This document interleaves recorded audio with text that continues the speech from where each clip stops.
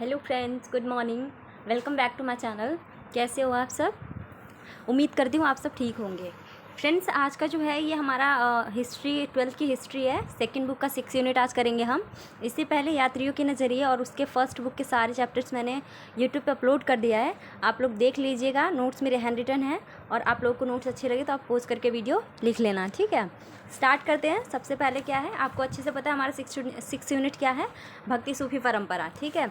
जिसमें आप लोग मतलब भक्त सगुण निर्गुण ये सारी चीज़ें पढ़ोगे, सूफ़ी ये सारी चीज़ें पढ़ोगे, ठीक है। तो स्टार्ट करते हैं फ्रेंड्स। अगर कोई क्वेरी हो तो आप मुझे कमेंट में बता देना, ठीक है। स्टार्ट करते हैं। सबसे पहले आप देखो सूफ़ी परंपरा के बेशरिया और बाशरिया के बीच क्या अंतर है, ठीक है, और इनके अंतर क्या है और इनमें समानता और असमानताएं क्या है, ठीक है फ्रेंड। तो अगर हम बेशरिया की बात करते थे, वे सूफ़ी लोग होते थे जो इस्लामी कानून को नहीं मानते थे, ठीक है फ्रेंड।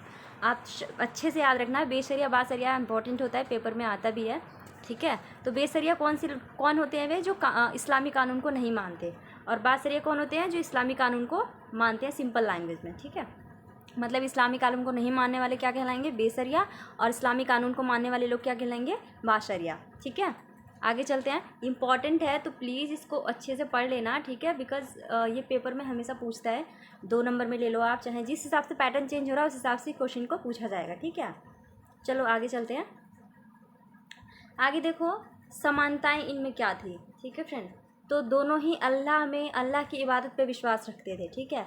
मतलब इनके कहने का मतलब क्या है, सबका ही ईश्वर एक है, ठीक है। चाहे राम हो, चाहे रहीम हो, चाहे अल्लाह हो, ठीक है, चाहे राम चाहे रहीम, ठीक है। ये सब क्या थे? सिर्फ एक थे, ठीक है। और अगला इन्होंने क्या बोला? इबादत पर बल देते थे, यानी ईश्वर की इबादत पर ही ये लोग बल देते थे, ठीक है। आगे देखो, पूर्ण आत्मा समर्पण पर बल देते थे। फ्रेंड्स, इनका क्या कहना था? पूर्ण आत्मा समर्थन का मतलब ये हुआ ना कि ये दोनों क्या कहते थे? अल्लाह के सामने आप समर्पण करो अपने आप को, ठीक है। आप अपने आप का आत्मसमर्पण करोगे अल्लाह के सामने, ठीक है, तो ये आपके लिए ज़्यादा बेटर है। और ये क्या कहते थे कि अल्लाह ही है जो सर्वशक्तिशाली और सर्वोच्च है, ठीक है। इनके अनुसार क्या है? अल्लाह क्या है? सर्वोच्च शक्तिशाली, ठीक है। सर्वोच्च शक्तिशाली कौन है? अल्लाह। तो उनके सामने आत्मसमर्पण करने की बात करते थे ये, ठीक है, क्योंकि इनके हिसाब से उनसे बड़ा कोई नहीं। सही बात है, अल्लाह से बड़ा कोई भी नहीं है, ठीक है। ईश्वर से बड़ा कोई नहीं है। उनके नाम अलग हैं, अलग अलग धर्म के हिसाब से उनके नामों को बदल दिया गया है। इसका मतलब ये नहीं कि हम किसी के धर्म की उल्लंघन करें या फिर किसी के धर्म का की अवहेलना करें, ठीक है। अगर हम अपने धर्म को सम्मान दे रहे हैं तो इसका मतलब क्या है कि हमें दूसरों के धर्म को भी सम्मान देना चाहिए। हाँ, ये अलग बात है, आप अपने हित से अलग लिख सकते हो कि आप उनके धर्म को भले नहीं मानते, बट उनके धर्म को भी आप उतना ही सम्मान दोगे जितना आप अपने धर्म को देते हो, ठीक है। आगे चलते हैं। देखो इनमें असमानता क्या थी। असमानता सिर्फ इतना था कि बाशरिया खाना खा में रहते थे, जबकि बेशरिया क्या है? फ़कीर की ज़िंदगी जीते थे। ये क्या करते थे? एक स्थान से दूसरे स्थान पर जाकर भ्रमण करते थे, गीत भजन गाते थे, ठीक है, मंडली बनाते थे। जबकि खाना जो बाशरिया है वो खाना खा में रहता था। आगे हम पढ़ेंगे कि खाना खा किसको बोलते हैं, ठीक है। आप इतना याद रखो कि खाना खा जो बाशरिया जो है खाना खा में रहते थे, और बेशरिया कहाँ रहते थे? फ़कीर की ज़िंदगी बिताते थे, मंडली इकट्ठा करके भजन कीर्तन एक स्थान से दूसरे स्थान पर जाकर किया करते थे। ये इनमें डिफरेंस था। आगे चलते हैं। अब देखो फ्रेंड्स, इतिहासकारों ने भक्ति परंपरा को कितने वर्ग में विभाजित किया तो मैं आपको बता दूँ 2। तो सबसे पहले आप देखो सगुण भक्ति। तो फ्रेंड्स, सगुण भक्ति में क्या है? जिसमें ईश्वर के आकार के रूप को माना जाए, ठीक है। ईश्वर का आकार मतलब क्या है? जैसे कि आप कृष्ण भगवान को ले लो, राम जी को ले लो। जैसे तुलसीदास क्या बोलते थे? तुलसीदास को अगर आप कैटेगरी में रखना चाहोगे तो किस भक्ति में आएंगे? सगुण भक्ति में आएंगे, क्योंकि उन्होंने रामचरितमानस लिखी और उन्होंने क्या बताया है कि भगवान का भी जन्म होता है, वो भी रासलीलाएँ करते हैं, गोपियों के साथ खेलना, छेड़खानी करना। मतलब ऐसा था कि भगवान है, वो भगवान के ईश्वरी रूप, यानी ये भगवान को एक आकार देकर उनकी मान्यता करते थे, ठीक है। जबकि निर्गुण में क्या होता था? मतलब आप देख लो कि जो सगुण भक्ति थे ये देवियों के या ईश्वर के आकार की पूजा करते थे। इन्होंने देवी को, ईश्वर को एक आकार दिया था, ठीक है। जबकि निर्गुण भक्ति में क्या है? निर्गुण भक्ति में ईश्वर निराकार है, ईश्वर का कोई आकार नहीं है, ठीक है।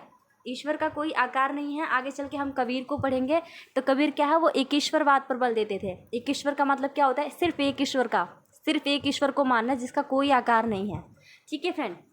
तो आप अगर निर्गुण भक्ति में लोगे तो कबीर हैं, कबीर को रख सकते हो आप। विद्यापति हैं उनको देख सकते हो आप, और सगुण भक्ति में आप तुलसीदास को देख लो, ठीक है, मीराबाई को देख लो। ये सब क्या है, इनके हिसाब से क्या है कि इनका कृष्ण भगवान का जन्म हो रहा है, वो धरती पे आ रहे हैं, अपनी रासलीलाएँ रचा रहे हैं और लोगों के साथ रह रहे हैं, ठीक है, ऐसा सगुण भक्ति में कहा जाता था, ठीक है। चलो आगे फ्रेंड्स, अगर जो ना समझ में आए मुझसे पूछ लेना, बट ये अच्छी चीज़ें याद रखना, ठीक है। आगे चलते हैं। देखो अब हम अलवार और नैनार अगर हम कहें तो अलवार और नैनार किसको कहेंगे, तो सबसे पहले देखो अलवार को, ठीक है। तो ये कौन थे, ये विष्णु की भक्ति करते थे, ठीक है, उन्हें ही आराध्य, यानी ये विष्णु को मानते थे, विष्णु भगवान को, ठीक है, उनसे बड़ा आराध्य इनके लिए कोई नहीं था, ठीक है। और उनके हिसाब से क्या था कि विष्णु भगवान ने ही सारे सृष्टि की रचना की है। उदाहरण के लिए आप देखोगे कि जो एक दक्षिण भारत में एक अलवार स्त्री थी, क्या नाम था उनका, अंडाल। फ्रेंड्स ये 1 नंबर में क्वेश्चन पूछा जाता है, ठीक है। अब इन्हें मीराबाई के नाम से दक्षिण भारत में जाना जाता है, ठीक है, क्योंकि ये खुद को विष्णु की प्रेमिका बताती थी अपने आप को, ठीक है। क्या आप दक्षिण भारत में कौन सी स्त्री हैं, अलवार कौन सी स्त्री हैं, अंडाल, जिन्हें दक्षिण भारत में मीराबाई के नाम से जाना जाता है, ठीक है, और ये खुद को विष्णु की प्रेमिका बताती हैं, ठीक है फ्रेंड्स। तो अलवार कौन होते हैं, जो विष्णु के भक्त होते हैं। एक और आप पढ़ोगे, एक स्त्री हैं, वो ये कहती हैं कि मैं मतलब वो खिड़की पे बैठी रहती हैं और खिड़की पे बैठ के उनके उनके शरीर पे ईश्वर की जो वो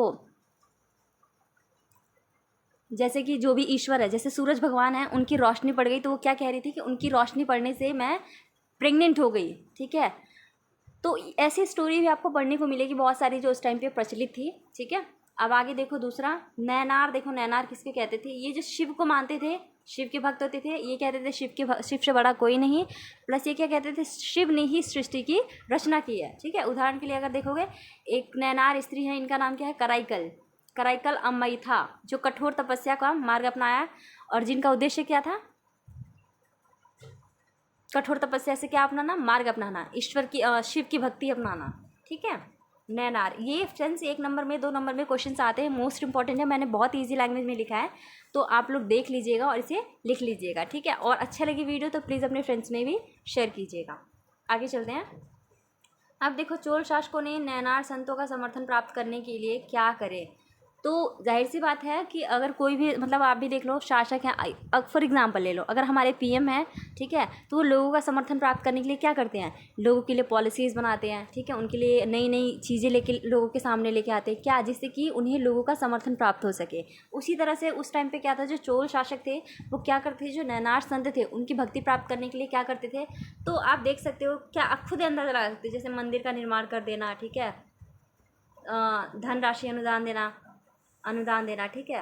तो ये सारी चीज़ें क्या थी कि ये उनका मतलब ऐसे काम करके वो क्या करना चाह रहे थे, लोगों का समर्थन प्राप्त करना चाह रहे थे, जिसमें अभी हम देखेंगे क्या क्या चीज़ें उन्होंने करी। तो देखो इन्होंने क्या करा है, भूमि अनुदान करा है, चिदम्बरम, तंजावुर, गंगेकोट, चोलपुर जैसे मंदिर जो है ये शासकों ने ही बनवाया है। कांसे में ढाली गई शिव की प्रतिमा भी इन्होंने बनाया है, ठीक है फ्रेंड।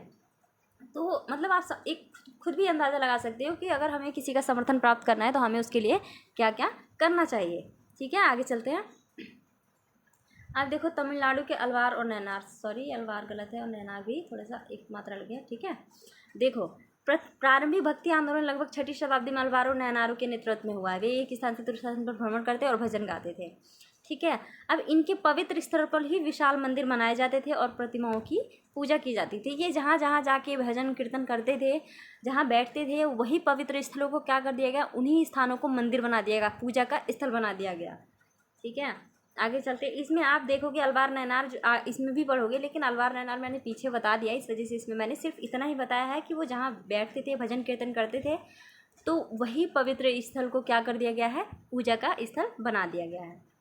आगे देखो, जो अलवार और नैनार संत थे, इनका जाति प्रथा पे क्या टिप्पणी था वो देखते हैं। तो इन्होंने क्या कहा, जाति प्रथा और ब्राह्मणवाद के प्रभुत्व सत्ता का विरोध में आवाज़ उठाई। सी फ्रेंड्स, ब्राह्मणवाद का इन्होंने जो जाति प्रथा के विरुद्ध ब्राह्मणवाद का जो सिद्धांत था ना, कि इन्होंने क्या बोला, जन्म के वंश के अनुसार इनके कर्म को निर्धारित किया जाएगा, ठीक है। इन्होंने ऐसा कहा था ब्राह्मणों ने कि वंश के अनुसार उनके कार्य को निर्धारित किया जाएगा। जैसे कि आप देख लो, जिस वंश में जिसका जन्म हो रहा है, क्षत्रिय तो क्षत्रिय वो सेना में जा रहे हैं, और शूद्र है तो व्यापारी में, और वैश्य हो तो सेवा करने में, ठीक है। तो इन्होंने वंश को लेकर क्या कहा, कर्म को निर्धारित करने की बात करी, जबकि नहीं, कर्म के अनुसार उसके कार्य को निर्धारित करना चाहिए, ठीक है। योग्यता के अनुसार उसके कार्यों का निर्धारण किया जाना चाहिए। इन्होंने ये भेदभाव की मनाही करी। ईश्वर ने सबको समान बनाया है इनके हिसाब से, किसी के साथ कोई गलत भेदभाव नहीं करना चाहिए, ठीक है। और इन्होंने क्या कहा, किसी का गोत्र और कुल कोई मोल नहीं रखता, जाति प्रथा भक्ति अधिक श्रेष्ठ मानते। मतलब इनके कहने का कुल मिला के यही है कि जो नैनार अलवार थे ये क्या कहते थे कि जो जाति है वो ईश्वर की भक्ति से बहुत छोटी है, तो ईश्वर की भक्ति के लिए हमें सभी को समान मानना चाहिए। ईश्वर ने सबको समान बनाया, तो मैं और तुम कौन होते हो लोगों के साथ भेदभाव करने के लिए, ठीक है। आज भी आप देखोगे, अभी करंटली देखोगे तो सबरीमाला इशू था जो केरल में हुआ, उसमें क्या था, महिलाओं को वर्जित था मंदिर में जाना। तो अब जाके क्या हुआ, हाई कोर्ट ने इस पर टिप्पणी करी और क्या कहा, महिलाएं भी उस मंदिर में जा सकती हैं, ठीक है। तो ऐसे बहुत सारे इशू हैं जहाँ पे मंदिरों में लोगों के साथ जाति के नाम पे भेदभाव होता है, ठीक है। तो ये चीज़ें नहीं होनी चाहिए। इन्होंने क्या कहा, गोत्र कुल कोई मायने नहीं रखता भक्ति के आगे। अब क्या मंदिर में कोई जाता है तो क्या गोत्र और कुल बता के जाता कि हाँ मैं भगवान की पूजा करने जा रहा हूँ और मैं इस गोत्र से बिलोंग करता हूँ, इस वंश से बिलोंग करता हूँ? नहीं, ऐसा नहीं है। ईश्वर के सामने सभी समक्ष है, हर कोई अपने दुख को लेकर ईश्वर के सामने जा सकता है, ठीक है। आगे चलो। अब देखो, कर्नाटक की जो वीर शैव परंपरा है इसके बारे में हम पढ़ते हैं। तो फ्रेंड्स, 12वीं शताब्दी में कर्नाटक में एक नवीन आंदोलन का उद्भव हुआ जिसका नेतृत्व बासवन्ना ब्राह्मण ने किया। अब हम बासवन्ना ब्राह्मण को पढ़ेंगे, कौन है ये। बासवन्ना स्टार्टिंग में क्या करते थे, जैन मत को मानते थे और ये चालुक्य राजा के दरबार के मंत्री थे, ठीक है। इनके अनुयायी वीर शैव यानी शिव के वीर व लिंगायत लिंग धारण करने वाले कहलाए। जो बासवन्ना ब्राह्मण के जो भी अनुयायी हुए वो शिव के वीर कहलाए और उन्होंने क्या किया, लिंगायत यानी लिंग धारण करने वाले भी उन्हें कहा गया, ठीक है फ्रेंड। आगे देखो, लिंगायत ने ब्राह्मणों का सत्ता का खुलकर विरोध किया। आपको मैंने बता दिया ब्राह्मणों की सत्ता कैसी थी, क्या चाहते थे, उनका इन्होंने क्या किया, खुलकर विरोध किया। जाहिर सी बात है फ्रेंड, अगर कोई चीज़ है और वो गलत है तो सभी आवाज़ उठाएंगे, ठीक है। तो ऐसी चीज़ें नहीं होनी चाहिए। आगे देखो, लिंगायत के अन्य विचार। इन्होंने क्या कहा, मृत्यु के बाद भक्त को जो है वो शिव में लीन हो जाता है और इनका क्या मानना था, मृतक शरीर तथा इसे विधि पूर्वक दफनाते थे, ठीक है। इन्होंने वयस्क विवाह, विधवा विवाह, पुनः विवाह, बाल विवाह को मान्यता प्रदान किया। आप ये भी देख लो ना, वयस्क विवाह है, विधवा विवाह है। वयस्क मतलब आप 18 साल के हो रहे तो आप विवाह कर सकते हो। विधवा विवाह, मान लो कोई लड़की है, अब उसके हस्बैंड की डेथ हो गई छोटी सी उम्र में, तो क्या वो उम्र भर विधवा रहेगी? नहीं। तो इन्होंने विधवा विवाह को मान्यता दी, पुनः विवाह की मान्यता दी, बाल विवाह को मान्यता प्रदान किया, ठीक है। अब देखो, सूफीवाद।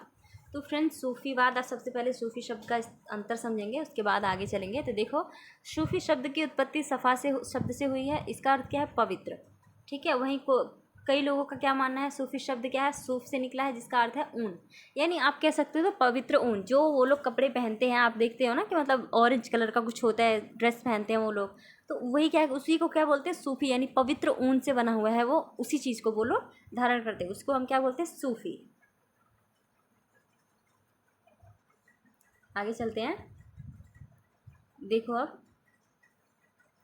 अब जो इन सूफीवाद थे, इन सूफी के लोग थे, इनकी शिक्षाएं क्या थी, ये अल्लाह को मानते थे, आत्मसमर्पण पर बल देते थे और इबादत पर भी बल देते थे, ठीक है।